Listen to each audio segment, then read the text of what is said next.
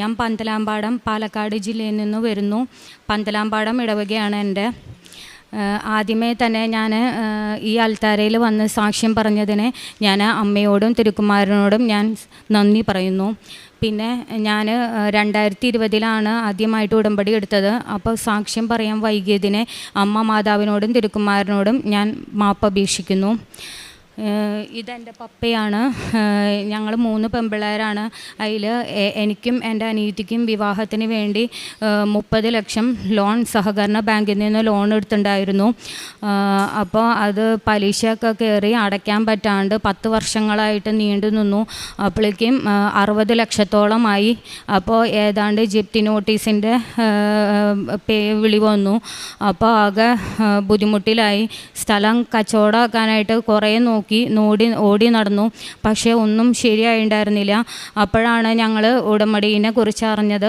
അപ്പോൾ ഞാനിവിടെ 20/2/2020 ആദ്യമായിട്ട് വന്ന് ഉടമ്പടി എടുത്തു.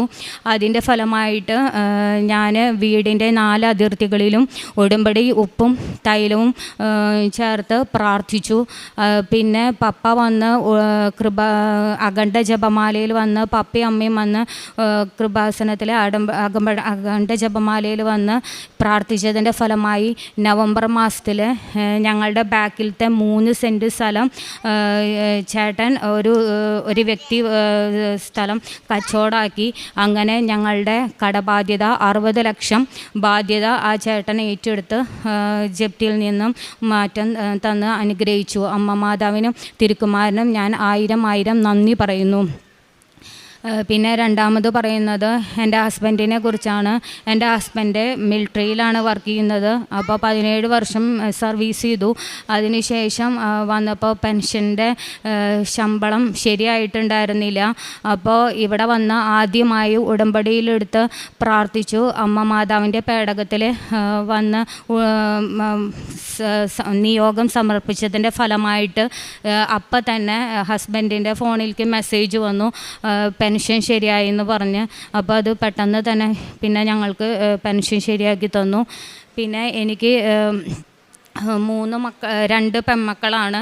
അപ്പോൾ മൂന്നാമതൊരു ആൺകുഞ്ഞിനെ കിട്ടാൻ വേണ്ടിയിട്ട് ഞാൻ ഉടമ്പടിയിൽ നിയോഗം വെച്ചിട്ടുണ്ടായിരുന്നു.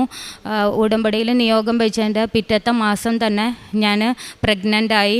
ഞാൻ എല്ലാ ദിവസവും ഉടമ്പടി തൈലും ഉപ്പും വയറിലും ശരീരത്തിലും തേച്ച് പിടിപ്പിച്ചിരുന്നു. അതിൻ്റെ ഫലമായി അമ്മ മാതാവ് എനിക്ക് ഒരു ആൺകുഞ്ഞിനെ തന്ന് അനുഗ്രഹിച്ചു.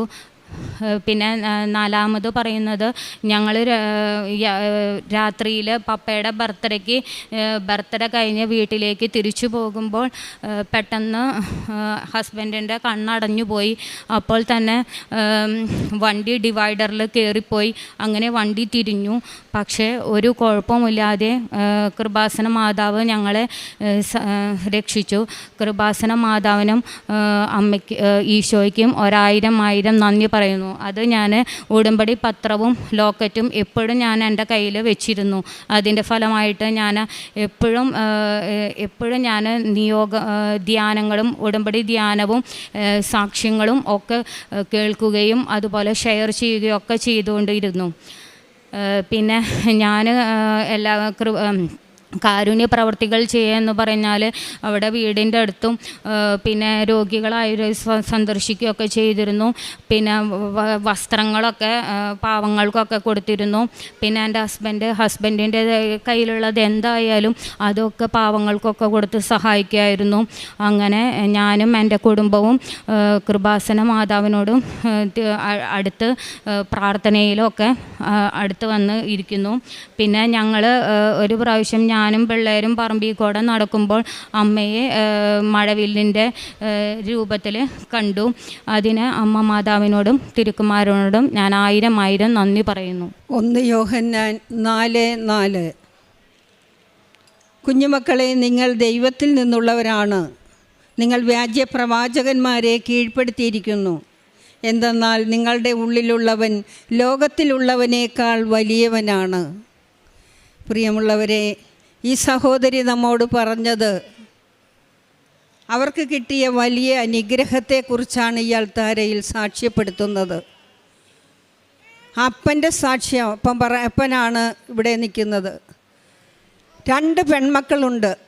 അവരെ കെട്ടിച്ചയക്കാൻ സാമ്പത്തികമൊന്നുമില്ല. അവർക്ക് വേണ്ടിയിട്ട് 60 ലക്ഷം രൂപ ബാങ്കിൽ നിന്ന് ലോൺ എടുത്തു. അത് കൊടുക്കാനൊരു വഴിയുമില്ല. അങ്ങനെ ജപ്തിയുടെ വക്കിൽ വന്നപ്പോൾ ഇവരുടമ്പടി എടുത്തതിന് ശേഷം ഒരു വ്യക്തി വന്ന് ആ പൈസ അവർക്ക് കൊടുത്തു. ഈ അപ്പൻ്റെയും അമ്മയുടെയും കാലശേഷമേ ആ സ്ഥലം അവരുടെ പേരിലാക്കി എടുക്കുകയുള്ളൂ. 3 സെൻറ്റ് സ്ഥലം. അതിൻ്റെ പൈസ ഇപ്പോഴൊന്നും കൊടുക്കണ്ട. തിരിച്ച് ആ പൈസ ഇവർക്ക് ബാങ്കിൽ കൊടുത്ത് ജപ്തിയിൽ നിന്ന് അവർ ഒഴിവാക്കിയെന്ന് അവർ പറയുകയുണ്ടായി. ഇതാണ് പരിശുദ്ധ അമ്മ ചെയ്യുന്ന വലിയ അനുഗ്രഹം. ഉടമ്പടിയെടുത്ത് കണ്ണുനീരോട് പ്രാർത്ഥിച്ചു. അഖണ്ഡ ജപമാലയിൽ സമർപ്പിച്ചു പ്രാർത്ഥിച്ചു. അവിടെ ഒരു വ്യക്തിയിലൂടെ ആ ജപ്തിയിൽ നിന്ന് അവരെ രക്ഷിക്കുകയാണ് മാതാവ്. പരിശുദ്ധ അമ്മയുടെ സ്നേഹം ഇതാണ്. ഉടമ്പടി എടുക്കുന്നവരെ ഒരിക്കലും അമ്മ കൈവിടത്തില്ലെന്ന് ഇവരിലൂടെ നമുക്ക് വെളിപ്പെടുത്തി തന്നു. പിന്നീട് ജീവിത പങ്കാളിയുടെ പെൻഷൻ കിട്ടുന്നില്ല.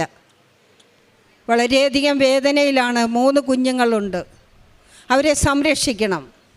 അതിനുള്ള സാമ്പത്തികമൊന്നുമില്ല. അമ്മ അവിടെയും ഇടപെട്ടു. അമ്മ പരിശുദ്ധ അമ്മ ഇങ്ങനെ ഉടമ്പടി എടുത്തവരുടെ കാര്യങ്ങൾ മാത്രം നോക്കി നടക്കുന്ന അമ്മയാണെന്ന് നമുക്ക് ഇവരിലൂടെ വെളിപ്പെടുത്തി തരികയാണ്. ആ പെൻഷൻ ഇവിടെ വന്ന് ഉടമ്പടി എടുത്ത് വാഗ്ദാന പേടകത്തിൽ അവർ ആ നിയോഗം സമർപ്പിക്കുന്ന സമയത്ത് ഫോൺ മെസ്സേജ് വന്നെന്ന്. എന്ത് കരുതലല്ലേ അമ്മയ്ക്ക്. അവരുടെ ദുഃഖത്തിൽ അമ്മയ്ക്ക് വളരെയധികം കരുതൽ കൊടുക്കുന്നു. അതാണ് ഉടനെ തന്നെ ആ പെൻഷൻ പൈസ കിട്ടി. പിന്നീട് അവർക്ക് 2 പെൺകുട്ടികളാണ്. ഒരു ആൺകുഞ്ഞിനെ വേണമെന്ന് അമ്മയോട് പറഞ്ഞു. അമ്മ താമസിപ്പിച്ചില്ല. അത് ഉടനെ സാധിച്ചു കൊടുത്തു. ഇത്രയും വലിയ അനുഗ്രഹം തരുന്ന അമ്മയെ നമ്മൾ എങ്ങനെയാണ് സമയത്തിൻ്റെ അമ്മയെന്ന് വിളിക്കാത്തത്? എങ്ങനെയാണ് സഞ്ചാരി അമ്മയെന്ന് വിളിക്കാത്തത്? എങ്ങനെയാണ് വന്നു ചെയ്തു തരുന്ന അമ്മയെന്ന് വിളിക്കാത്തത്? നമ്മുടെ അമ്മ ജീവനോടുകൂടി അൾത്താരയിലിരിക്കുക. നിങ്ങൾ ചോദിക്കുന്നതെല്ലാം തരും. നിങ്ങൾ ഉടമ്പടിയിൽ ശ്രദ്ധയോടുകൂടി ചെയ്താൽ മതി. അത് കൃത്യമായി ചെയ്താൽ മതി. അമ്മ ഒരിക്കലും കൈവിടത്തില്ല എന്ന് ഈ കുടുംബം നമ്മളോട് പറയുകയുണ്ടായി. പിന്നീട് ഒരിക്കലും ഒരു അപകടം വന്നു. അവരുടെ കയ്യിൽ കൃപാസന പത്രമുണ്ടായിരുന്നു. അവർ ബർത്ത്ഡേ ആഘോഷിച്ചിട്ട് വരുന്ന വഴിക്ക് ഒരു വണ്ടി പെട്ടെന്ന് മറിയുകയുണ്ടായി. മറിഞ്ഞിട്ട് ഒരു അപകടവും പറ്റിയില്ല. വണ്ടിക്ക് പറ്റിയില്ല, ഈ കുഞ്ഞുങ്ങൾക്കും അമ്മയ്ക്കും അപ്പനും ഒന്നും പറ്റിയില്ല. അവരുടനെ വിളിച്ച് അമ്മയെ, പരിശുദ്ധ അമ്മയെന്നൊന്ന് വിളിച്ചതേ ഉള്ളൂ. അവിടെ പറന്നെത്തി. ഇതാണ് ചിറക് വെച്ചമ്മ.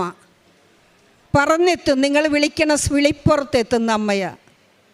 ഉടമ്പടി എടുത്തു കഴിഞ്ഞവർക്ക് കൊടുത്ത ഈ വലിയ കൃപയ്ക്ക്, ഈ അനുഗ്രഹത്തിന് പരിശുദ്ധ അമ്മയ്ക്ക് കോടാനകോടി നന്ദി പറയുന്നു.